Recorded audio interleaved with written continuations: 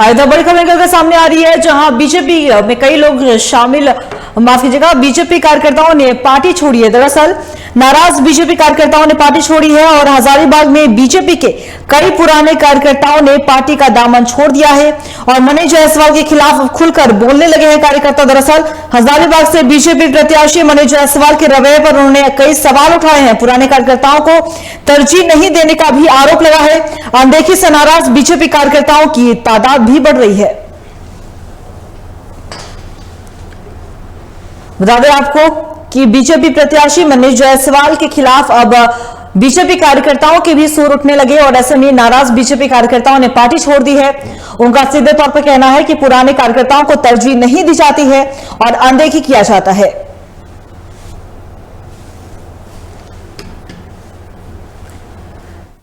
से बड़ी खबर आपको बता रहे हैं, हजारीबाग में बीजेपी के कई पुराने कार्यकर्ताओं ने पार्टी का दामन छोड़ दिया है।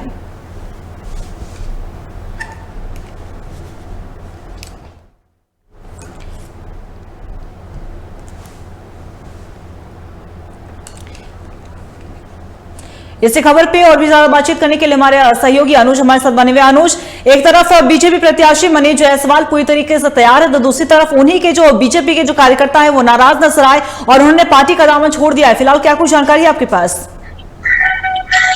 जी अंकिता, बात करें तो प्रदेश में लोकसभा का पर्व मनाया जा रहा है। बात करें हजारीबाग संसदीय क्षेत्र का, इस बार पूरी तरीका का हॉटसेट बना हुआ और हजारीबाग संसदीय क्षेत्र के एनडीए के जो प्रत्याशी है मनीष जायसवाल, उनके द्वारा लगातार पुराने भाजपाइयों को तरजीह नहीं देने का मामला प्रकाश में आ रहा। आप देख सकते हैं हमारे साथ में जितने भी भाजपाई यहाँ पर नजर आ रहे, ये सभी काफी लंबे समय से लोग भाजपाई से जुड़े हुए थे। 40 सालों से लगातार भाजपाई का दामन थाम कर लगातार पार्टी के लिए काम कर रहे थे। लेकिन इन लोगों के द्वारा यह कहा जा रहा है कि जो वर्तमान के जो प्रत्याशी हजारीबाग संसदीय क्षेत्र के मनीष जायसवाल के द्वारा इन्हें तरजीह नहीं दी जा रही है, जिसके कारण क्षुब्ध होकर इन लोगों ने पार्टी छोड़ा है। हमारे साथ में सुमन जी, इनसे बात करते, काफी पुराने हैं, इनसे जानते क्या वजह रहा सुमन जी छोड़ने का? भारतीय जनता पार्टी में विगत 35 से 40 वर्षों तक लगातार हम लोगों ने काम किया। भारतीय जनता पार्टी के विभिन्न दायित्व जैसे जिला के मंत्री युवा मोर्चा के, जिला के उपाध्यक्ष युवा मोर्चा के, जिला अध्यक्ष भारतीय जनता युवा मोर्चा के, किसान मोर्चा के जिला अध्यक्ष रहा। उसके बाद भारतीय जनता पार्टी के जिला के वरीय उपाध्यक्ष रहा। 1.5 साल तक टुंडी जैसे विधानसभा क्षेत्र में विस्तारक के तौर पर कार्यकर्ताओं के घर में मांग छांग करके अपना भोजन कर अपना जीवन यापन किया। तो इस कठिन परिश्रम में करके भारतीय जनता पार्टी को आज मैं इस मुकाम पर खड़ा किया हूं। अफसोस तब लगता है जब भारतीय जनता पार्टी का कार्यकर्ताओं का रायशुमारी जिला अध्यक्ष के चुनाव के लिए लिया जा रहा था। उस समय सबसे ज्यादा मत प्राप्त होने के बावजूद हमें जिला अध्यक्ष नहीं बनाया गया।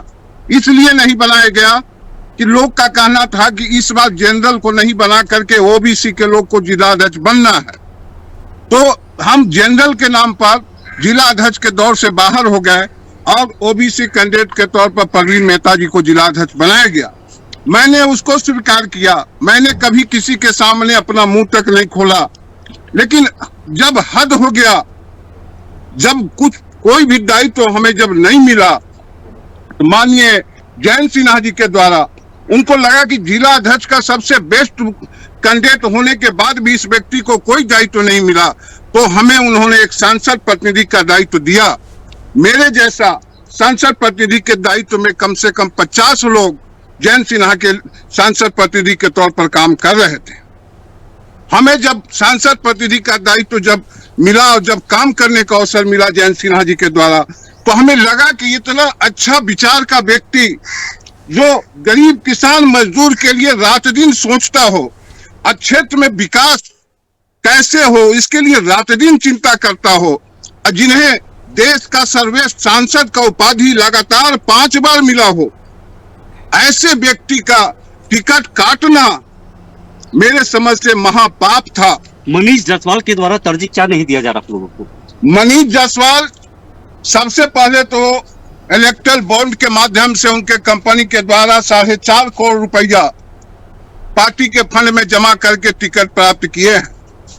आज भारतीय जनता पार्टी के जो कुछ शीर्ष के नेता हैं वो झारखंड के कोयला को लूटने के लिए ऐसे उद्योगपति को कोयला क्षेत्र में उतार रहे हैं कि जो मिल करके और झारखंड के कोयला को लूट करके और हम बाहर ले जाए और ऐसे ऐसे सांसद जा करके वहां पर अपना पार्टनरी चलाएंगे। आपको मैं बतला दूं, बहुत ही बुरा स्थिति है।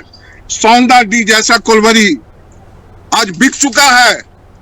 आज सौंदा डी कोलवरी जब बिक गया तो वहां के गरीब मजदूर जो वहां पर आवास में रहते हैं उनका भविष्य क्या होगा? तो निश्चित तौर पे कुछ और लोग हैं, इनसे जानते हैं। भोला जी, आप भी पुरानी कार्यकर्ता रहे हैं, क्या वजह रहा मनीष जायसवाल से क्षुब्ध होकर अपनी पार्टी का दामन छोड़ा, क्या वजह रहा? देखिए, वजह ये है कि मनीष जी खुद दिग्भ्रमित हैं और उनको ये नहीं मालूम है कि कौन भाजपा के कार्यकर्ता है, कौन पुराने कार्यकर्ता है, कौन दूसरे दल से कार्यकर्ता है। मनीष जी पुराने कार्यकर्ताओं को इस तरह से वो देख रहे हैं, इतना उपेक्षा कर रहे हैं, जैसे उनको मैंने लग ही नहीं रहा कि वो चुनाव लड़ रहे हैं। वो कुछ चापलूसकारों के तहत फंसे हुए हैं। और मनीष जी तो क्योंकि नेता तो है नहीं, वो नेता तो है नहीं, वो एक बिजनेसमैन, एक व्यापारी हैं और व्यापारी की दृष्टिकोण से कार्यकर्ता लोग को भी देख रहे हैं। निश्चित तौर पे मनीष जी इस बार चुनाव में काफी मतों से परास्त होंगे और इंडिया गठबंधन के प्रत्याशी जयप्रकाश भाई पटेल चुनाव जीतेंगे। क्या इस बार आप लोग भाजपा छोड़कर जेपी पटेल जो हजारीबाग संसदीय क्षेत्र का इंडिया गठबंधन का प्रत्याशी, उनको आप लोग जीत दिलाने की कोशिश कर रहे क्या? देखिए, सबसे पहले तो मैंने जब भाजपा छोड़ा तो मैंने यही बात बोला कि मैं किसी भी पार्टी का मंच शेयर नहीं करूंगा और किसी भी पार्टी का सदस्यता मैं नहीं लूंगा।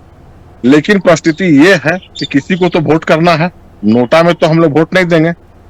और इंडिया गठबंधन के जो प्रत्याशी जयप्रकाश भाई पटेल, वो कुछ लोग बोल रहे थे भाजपा के लोग कि कांग्रेस के प्रत्याशी तो नाटा है, हमारा भाजपा का प्रत्याशी 6 फीट का है।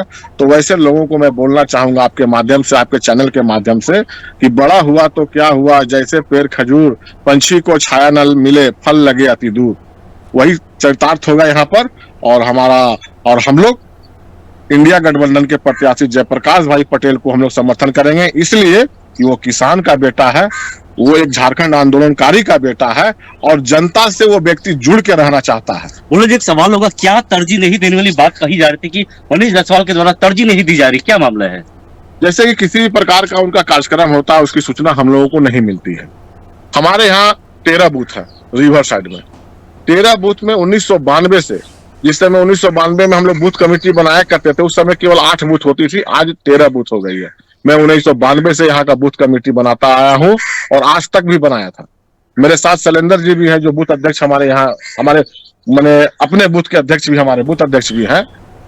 ऐसे लोगों को जब बूथ कमेटी की सर्वेक्षण रिवर साइड में होने लगी तो वैसे लोगों को, जो पुराने बूथ के कमेटी के लोग थे, उनको नहीं बुलाया गया, उनको अपेक्षित किया गया। उनको सूचना तक नहीं मिली कि भाई आपके यहाँ बूथ कमेटी बन रहा है, आप लोग किसका किसका नाम डाले, क्या वो पार्टी में है नहीं है, कहीं बाहर तो नहीं चले गए हैं। लेकिन उन्होंने किसी से नहीं पूछा और एक धरले से 13 का 13 बूथ का अध्यक्ष को इन्होंने निरस्त कर दिया और कोई नया कमेटी बनाया है, जो कि हमको देखने में लग रहा है कि वो कमेटी, हमको लगता है 1 बूथ पर 2-4 आदमी की कमेटी बनी है। तो निश्चित तौर से पुराने जितने भी लोग थे वे पूरी तरीके से नाराज है, क्योंकि इन्हें तरजीह नहीं दी जा रही। आप देख ले, हमारे साथ में नारायण चंद भौमिक है, ये पुराने कार्यकर्ता भी रहे हैं और लंबे समय 45 सालों से कहे तो ये बीजेपी के साथ में जुड़े, आरएसएस से भी जुड़े। क्या वजह रहा दादा पार्टी छोड़ने का? पहले तो आप सबको जोहार। पार्टी छोड़ने के एक ही कारण नहीं है, बहुत सारे कारण है और सिर्फ इतना ही कहना चाहेंगे, अभी जो कल्पना किए थे भाजपा की, तो अभी वो भाजपा नहीं रहा, अभी जेबीएम मय है और पुराना कार्यकर्ता को कोई भी सबको अनदेखा किया जा रहा है और जो जेबीएम से आए हुए हैं वो नेता हो कार्यकर्ता हो अहमियत दिया जा रहा है। तो हमारा जी एकात्म मानववाद और पंचनिष्ठा का आधार पर जो पार्टी से जुड़े, जो सपना देखा करते थे, आज वो देखने को नहीं मिल रहा है। ये नंबर 1 ही पॉइंट। दूसरा क्या है, ये हम मेरी समाज में नहीं आ रहे हैं। ये जयंत सिन्हा का टिकट काटने का पीछे क्या तथ्य है? क्या ये व्यक्ति का खिलाफ कोई मुकदमा नहीं है, केस नहीं है, क्रिमिनल्स केस नहीं है?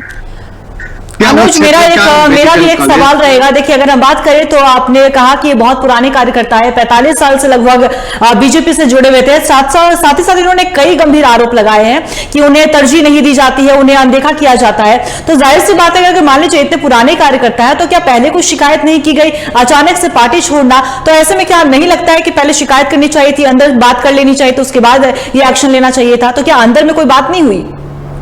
ये निश्चित तौर पर जानने का पुनः कोशिश करते हैं। सुमन जी, एक सवाल होगा, आप लोग लंबे समय से पुराने कार्यकर्ता भी रहे, पार्टी से जुड़े, तो क्या अचानक जो आपने पार्टी छोड़ा, इससे पहले क्यों नहीं? क्योंकि चुनाव का जो प्रक्रिया 20 मई को चुनाव होना है और आप लोग पार्टी पूरी तरीके से छोड़े, तो कहीं ना कहीं कुछ इस बार पता लगा, क्या पूरा मामला है?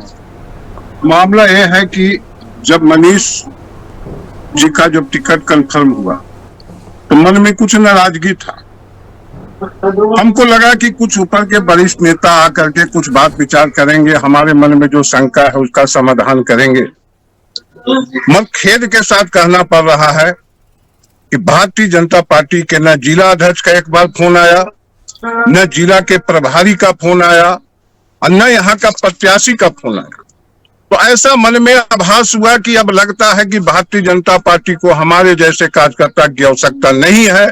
जब तक हमारे देह में शक्ति था, खून था, पैसा था, जवानी था, भारतीय जनता पार्टी यूज कर लिया हम लोगों को, आज मक्खी के तरह निकाल करके फेंक दिया। सुमन जी, एक सवाल होगा, लगातार भाजपा के जो वर्तमान जिला अध्यक्ष मनीष मेहता, इनके द्वारा कहा जा रहा है कि षड्यंत्र के तहत आप लोग जितने भी आज आप लोग पार्टी का दामन छोड़े, तो कहीं ना कहीं षड्यंत्र के तहत छोड़ा, क्या सही है? अगर ये षड्यंत्र होता तो भारतीय जनता पार्टी के जिला अध्यक्ष का क्या दायित्व बनता है कि अगर हमारा एक भी कार्यकर्ता नाराज है तो क्या उस कार्यकर्ता से बात नहीं की जा सकती? जी अनुज, बहुत बहुत शुक्रिया आपका हमारे साथ जुड़ने के लिए और तमाम जानकारी साझा करने के लिए, और हमारे साथ जो कार्यकर्ता जुड़े थे उनका भी बहुत बहुत शुक्रिया अपनी बातों को यहाँ पर रखने के लिए। तो बता दें आपको कि हजारीबाग से और खबर निकलकर सामने आई है कि कई जो बीजेपी के कार्यकर्ता हैं, जो पुराने कार्यकर्ता हैं, वो नाराज है, उन्होंने पार्टी छोड़ दी है। और ऐसे में आपने उनको सीधे तौर पर सुना किस तरीके से उन्होंने कई गंभीर आरोप लगाए बीजेपी प्रत्याशी जो है मनीष जायसवाल पर। उनका कहना है कि बीजेपी प्रत्याशी को जब टिकट मिला तब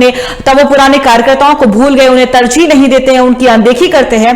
तो साफ तौर पर उनका दर्द छलका है। लेकिन सवाल यह भी है, जब 45 साल से जुड़े हुए थे कार्यकर्ता, जब इतने दिनों से नाराज चल रहे थे, ऐसे में जब चुनाव नजदीक है, इस वक्त पार्टी छोड़ना क्या असर डालता है, अब ये तो समय बताएगा। क्या बीजेपी का क्या रिएक्शन होता है, अब ये देखने वाली बात होगी।